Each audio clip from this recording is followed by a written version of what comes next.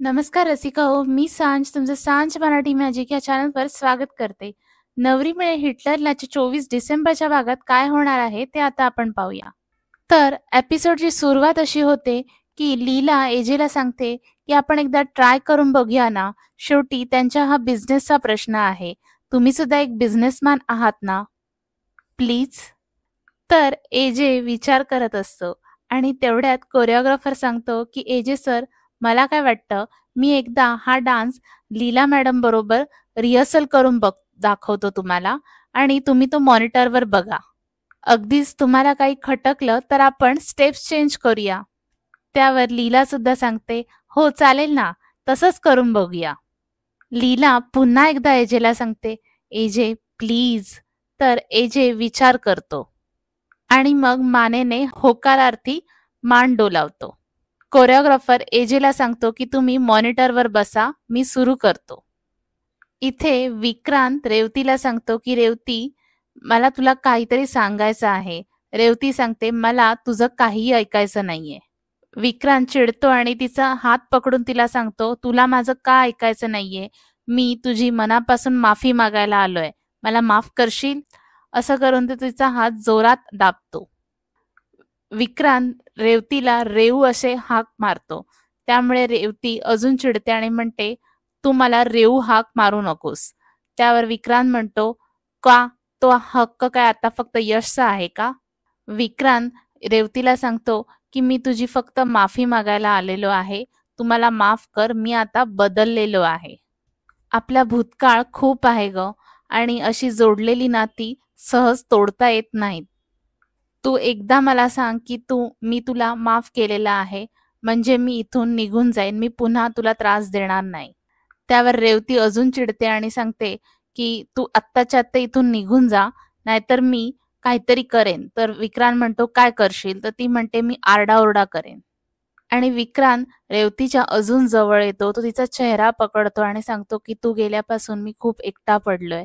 तर रेवती अजूनच घाबरते आणि रेवती तिच्या बॅगमधून एक स्प्रे काढते आणि विक्रांतच्या डोळ्यांवर मारते आणि तिथून पळून जाते. इथे कोरिओग्राफर लीला बरोबर नाचत असतो. तो नाचत असताना लीलाच्या चेहऱ्यावरून हात फिरवतो, तिच्या साडीवरून हात फिरवतो, तिच्या गळ्यावरून हात फिरवतो, तिच्या केसातून हात फिरवतो आणि हे सगळं एजे बघतो आणि एजेला भयंकर राग येतो. आणि मग एजेच्या संयमाचा बांध तुटतो आणि तो ओरडतो आणि म्हणतो, बास, काय चाललंय हे? Stop it right away. आणि एजे सेटवरून निघून जातो. लीला मनोमन पार्टनरला हाक मारत असते आणि प्रार्थना करत असते की तूच आता काहीतरी कर, माझी आता काही खैर नाहीये. एजे सेटवरून स्वतःच्या मेकअप रूम मध्ये येऊन बसतो. त्याच्या मागोमागच लीला सुद्धा तिथे येते आणि लीला एजेला सांगते की एजे, माझं ऐकून घ्या, हवं तर आपण डान्स रिहर्सल वगैरे सगळं कॅन्सल करून टाकू. ते काहीच करायला नको, नॉर्मल ऍड शूट करू. त्यावर एजे म्हणतो, लीला, नॉट नाव. लीला एजेला म्हणते, एजे, हवं तर त्यांच्या वतीने मी तुम्हाला सॉरी सांगते. तर एजे म्हणतो, लीला, मी तुला एकदा सांगितलं ना. एजे लीलाला सांगतो, लीला प्लीज. लीला म्हणते, एजे शूटचं काय? एजे लीलाला सांगतो, लिव लीला, लिव. लीला तिथून अपसेट होऊन स्वतःच्या मेकअप रूम मध्ये येऊन बसते. मग धीर एकवटून विश्वरूप एजेंच्या मेकअप रूमवर दार ठोठवतो आणि तो एजेना सांगतो की एजे सर, मला तुमच्याशी बोलायचं आहे. तर एजे म्हणतो, विश्वा, नॉट नाव. तरीही विश्वरूप धीर एकवटून रूमच्या आत येतो. तर एजे विश्वरूपला सांगतो, तुला एकदा सांगितलं ना, आउट. तरी विश्वरूप भीतभीत सांगतो की सॉरी सर, ही गोष्ट आत्ताच बोलणं गरजेचं आहे मला, म्हणून मी आता आलोय. विश्वरूप एजेला सांगतो, तुम्हाला हवं तर मला मारा, माझ्यावर चिडा, पण माझं म्हणणं ऐकून घ्या सर.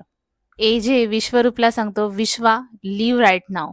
त्यावर विश्वरूप म्हणतो, सर, लीला वहिनींनी आतापर्यंत तुमच्याकडे काही मागितलं आहे का? लग्न झाल्यापासून त्यांच्या बाबतीत फक्त एकच गोष्ट बोलली जाते की त्यांनी तुमच्याशी पैशासाठी लग्न केलं.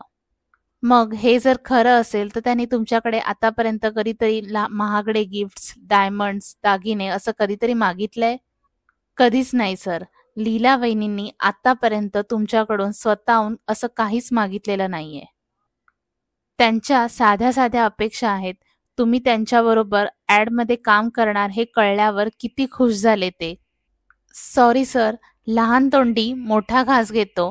पण तुम्हाला त्या डान्स स्टेप्सचा राग आला की तो कोरिओग्राफर लीला वहिनींच्या इतक्या जवळ आला त्याचा राग आला. आणि मग विश्वरूप तिथून निघून जातो. विश्वरूप गेल्यानंतर एजे मनामध्ये म्हणतो की विश्वा खरं बोलतोय का? मला त्या कोरिओग्राफरचा राग आला होता का? आणि त्यानंतर एजे स्वतःच्या मेकअप रूममधून बाहेर येतो. इथे लीला स्वतःच्या मेकअप रूममध्ये रडत असते आणि म्हणत असते की सगळं माझ्यामुळे झालं. मी उगाच हो म्हणाले ही ॲड करायला. आणि तेवढ्यातच एजे लीलाच्या मेकअप रूमच्या दिशेने यायला निघतो. लीला स्वतःशीच बोलत असते की आता एजेना मी कसं समजवू की माझ्यासाठी तो डान्स, ती ॲड काही महत्त्वाची नाहीये. आणि लीलाचं हे बोलणं एजे ऐकतो, कारण एजे लीलाच्या मेकअप रूममध्ये आलेला असतो. पण लीलाला माहीत नसतं, कारण तो लीलाच्या मागे उभा असतो. लीला पुढे म्हणते, मी किती खुश होती. माझ्यासाठी फक्त एजे महत्त्वाचे आहेत. मला एजेंबरोबर काम करायला मिळणार म्हणून मी खुश होते. आणि लीला काहीतरी मनात विचार करते आणि निघते. आणि ती तिच्या मेकअप रूममधून बाहेर येणार असं एजेला कळतंच. तेवढ्यात एजे बाहेर जातो आणि तो लपून उभा राहतो आणि लीला तिच्या मेकअप रूममधून बाहेर निघून जाते. इथे रेवती विक्रांतच्या तावडीतून सुटलेली असते आणि ती तिथून रस्त्यावरून धावत पळत पळत येते आणि यशला येऊन धडकते. यश म्हणतो, काय झालं रेवती, तू अशी पळत का आलीस? त्यावर रेवती म्हणते, काही नाही रे, ते तू इतका वेळ आला नाहीस ना, त्यामुळे मी घाबरली होती. त्यावर यश रेवतीला म्हणतो, घाबरलीस? अगं कशी काय तू घाबरलीस? मी इथेच गेलो होतो, तुला म्हणालो होतो ना. हे बघ दादा पण आलेत, आता ते लवकरच आपली गाडी रिपेअर करतील आणि मग आपण सेटवर जाऊया. त्यावर रेवती म्हणते की नाही, आता सेटवर नाही, आपण घरी जाऊया. तर यश म्हणतो, अगं पण आपल्याला सेटवर जायचं होतं ना. तर रेवती म्हणते, नाही यश, आता आपण घरी जाऊया. तर यश म्हणतो, नक्की? तर रेवती म्हणते, हो. लीला सेटवर येते. तर सेटवरची लोक लीलाला विचारतात की मॅडम तुम्ही एजे सरांशी बोललात का?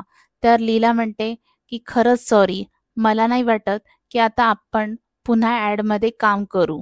आणि तेवढ्यात एजे सुद्धा तिथे येतो. एजे लीलाला हाक मारतो, लीला. तर लीला म्हणते, एजे मी सांगितलंय ह्यांना. तर एजे म्हणतो, शूट सुरू करायचं? लीला ते ऐकून खूप खुश होते आणि म्हणते, खरंच? आणि प्रोड्युसर लगेच म्हणतो, हो सर, लगेच चालू करूया. सगळे शूटिंगची पुन्हा तयारी करायला सुरुवात करतात. लीला एजेला म्हणते, एजे थँक्यू सो मच. तर एजे म्हणतो, युअर वेलकम.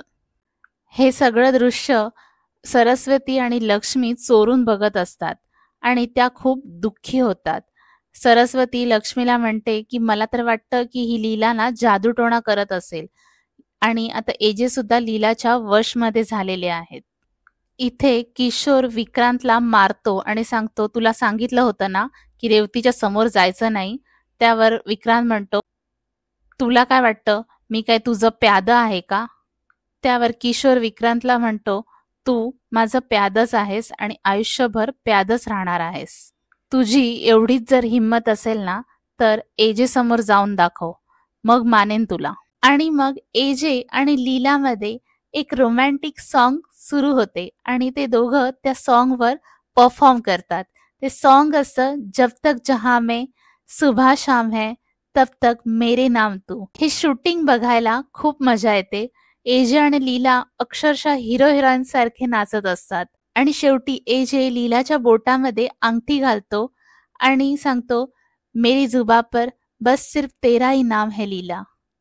आणि लीला खूप सरप्राईज होते आणि इथेच हा भाग संपतो.